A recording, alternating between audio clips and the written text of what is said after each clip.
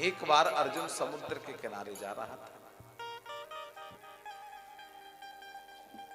हनुमान जी बैठ करके जप कर रहे थे।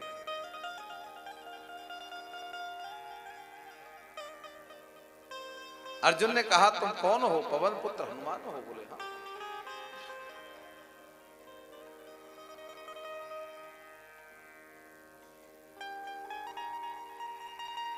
बोले तुमने राम को नजदीक से देखा है,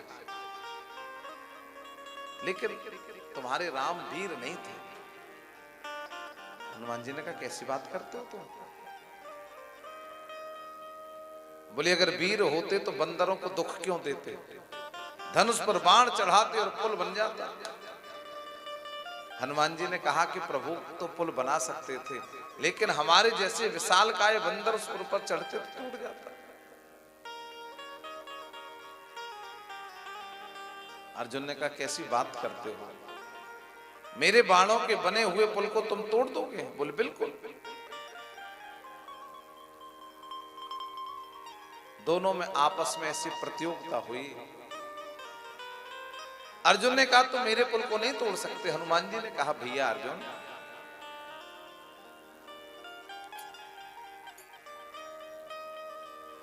बात ये नहीं है।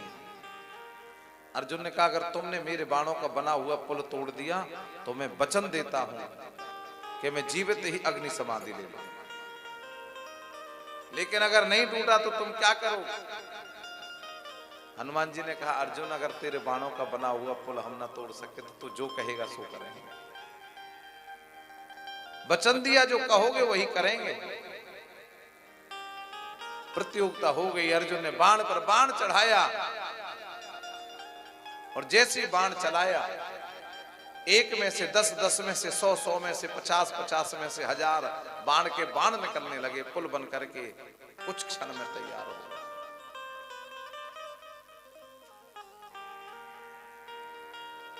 हनुमान जी से कहा, अब चढ़ो। और हनुमान जी ने रूप धारण किया। कनक भूधरा कार शरीरा, कनक भूधरा कार शरीरा, कनक भूधरा कार शरीरा, कनक भूधरा कार शरीरा। हनुमान जी ने जो रूप धारण किया, महाराज ऐसा रूप, पर्वत की पर्वत उनकी भुजाओं के साथ उड़ रहे थे। ऐसा प्रकट रूप हनुमान जी का, वायु भी अपने आप को असहज समझ रही थी। अर्जुन देख करके चिंतित हो गया, ऐसा रूप तो मैंने नहीं देखा था। कनक भूधरा कार शरीरा, कनक भूधरा कार शरीरा, मनहु भयंकर अति बलवीरा, कर अत बलवीरा। बलवीर हनुमान जी चले। और जब हनुमान जी चले और पहला ही पैर रखा पुल पर, और जैसे हनुमान जी ने पहला पैर रखा, पुल धड़ाम से गिर गया। दूसरा चरण रखने की आवश्यकता ही नहीं पड़ी। अब क्या था? अर्जुन ने लकड़ियों से चिता बनाई, क्योंकि वचनबद्ध थे पहले लोग। जो वचन दे दिया सो दे दिया। हनुमान जी चिंतित हो गए, ये ठीक नहीं हुआ। कुंती पुत्र अर्जुन जैसा वीर पृथ्वी पर कभी कभी जन्म लेता है, और इस प्रकार से इसकी देह नष्ट हो जाए, ये ठीक नहीं प्रभु। लेकिन ये वचन का इतना परिपक्व है कि इसने वचन दिया है तो उसको मिथ्या नहीं जाना चाहिए। हनुमान जी प्रभु का चिंतन करने लगे। भगवान तो हनुमान जी के सुनने वाले हैं। मेरे गोविंद प्रकट हो गए ब्राह्मण के रूप में, वामन भगवान के रूप में। छोटा सा वो स्वरूप, कमंडल हाथ में, आसन कांख में, चलकर आ रहे थे। बोले क्या हो रहा है? हनुमान जी ने कहा कि ऐसे ऐसी बात थी। बोले तुम्हारी ये प्रतियोगिता ठीक नहीं थी। क्यों? कोई भी प्रतियोगिता होती है तो कोई निर्णायक होना चाहिए। बिना जज के फैसला कौन देगा? तुमने अपने आप फैसला कर लिया, कौन जीत गया कौन हार गया निर्णय कर लिया।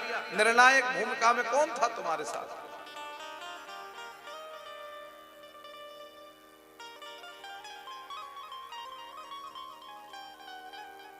श्री हनुमान जी ने कहा आप ये तो सत्य कह रहे हैं, कोई नहीं था। तो बोले प्रतियोगिता दोबारा होनी चाहिए। हनुमान जी तो तैयार थे, वो तो चाह रहे थे कैसे भी अर्जुन के प्राण बचे। अर्जुन ने भी कहा चलो एक बार तो प्राण बचने का अवसर मिला। हनुमान जी ने स्वीकृति दे दी। अच्छा जीतने वाला स्वीकृति दे तभी तो है बात। हनुमान जी कहने लगते क्यों होनी चाहिए, हम जीत गए और तुम कहते हो स्वीकृति नहीं।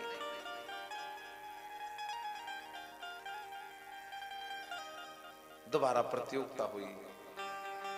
अर्जुन ने धनुष पर बाण चढ़ाया, पुल बनाकर तैयार कर दिया। श्री हनुमान जी वही रूप धारण करके प्रकट हुए और पुल पर चढ़े। पुल हिला भी नहीं। हनुमान जी ने देखा ये पुल अब के हिल क्यों नहीं रहा। टूटने की तो बात दूर की रही, हिल भी नहीं रहा। हनुमान जी ने नेत्र बंद किए तो क्या देखा, भगवान सुदर्शन चक्र सहित पुल के नीचे लगे हुए। बोले प्रभु मैं समझ गया, मैं यही तो विचार कर रहा था अर्जुन के बाणों में वो शक्ति कहां से आई जो मेरे वजन को रोक सके।